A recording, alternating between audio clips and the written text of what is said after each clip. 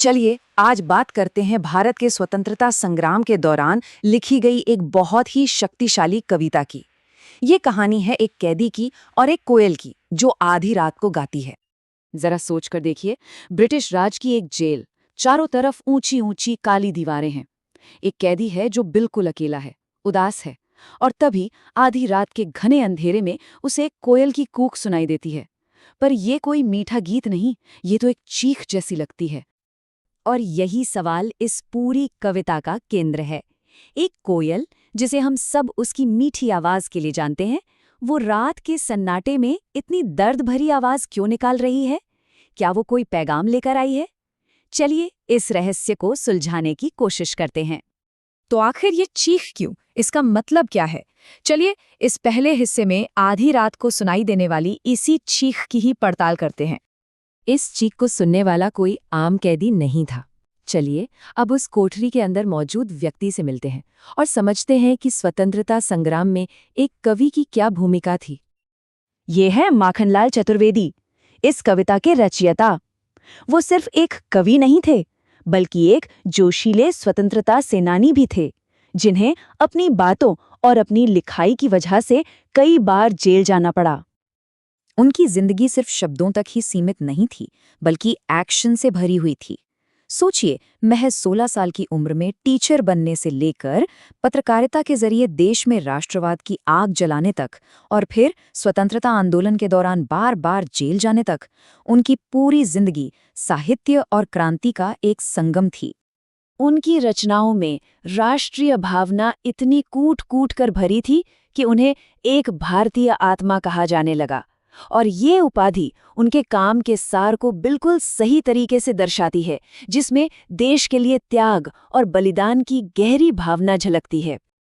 इस कविता को ठीक से समझने के लिए उस दौर को समझना बहुत जरूरी है। ब्रिटिश राज के दौरान भारत गुलामी की जंजीरों में जकड़ा हुआ था। चतुर्वेदी जैसे स्वतंत्रता सेनानियों को जेल में डाल दिया जाता था, जहां उनके साथ बहुत बुरा बर्ताव होता था। ये कविता उसी दमन भरे माहौल में लिखी गई है। तो ऐसे ही माहौल में कवि आधी रात को कोयल की आवाज सुनते हैं, और यहीं से कविता में एक बहुत ही दिलचस्प बातचीत शुरू होती है, कैदी और कोकिला के बीच का एक संवाद।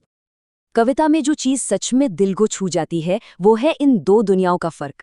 एक तरफ कोयल है, जिसके पास हरी भरी डालियां हैं और उड़ने के लिए पूरा आसमान है, उसके गीतों की सब वाहवा करते हैं।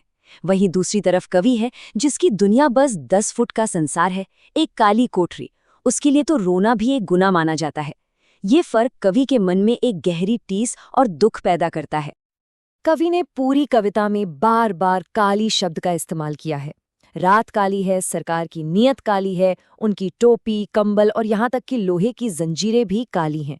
ये सिर्फ एक रंग नहीं, बल्कि निराशा, अन्याय और गुलामी का एक बहुत ही शक्तिशाली प्रतीक है, जो उस दौर के घुटन भरे माहौल को दिखाता है। लेकिन इतने अंधेरे के बावजूद कवि का जज्बा देखिए।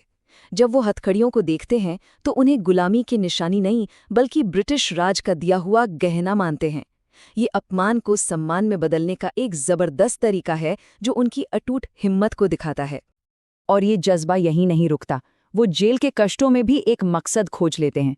जेल में तेल निकालने वाली भारी मशीन, यानी कोलू को चलाने की वो दर्दनाक आवाज उनके लिए जीवन का संगीत बन जाती है। इस कठोर मेहनत से उन्हें लगता है कि वो ब्रिटिश शासन के घमंड को तोड़ रहे हैं, उसे खाली कर रहे हैं। तो अगर कैदी का हौसला इतना बुलंद है, तो फिर वो कोयल की चीख का क्या मतलब निकालता है?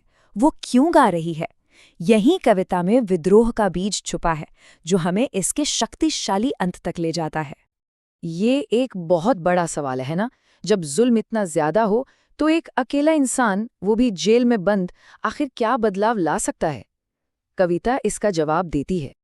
कवि को धीरे धीरे एहसास होता है कि कोयल दर्द से नहीं चीख रही है, वो एक संदेश दे रही है, एक आह्वान कर रही है। वो कवि को बता रही है कि ये मीठे गीत गाने का वक्त नहीं है, बल्कि अब आज़ादी का तराना गाने का वक्त है। उसे अपनी आवाज़, अपनी कला को एक हथियार की तरह इस्तेमाल करना होगा। और फिर आती है वो लाइन जहां सब कुछ साफ हो जाता है। कवि को कोयल का असली मकसद समझ में आ जाता है।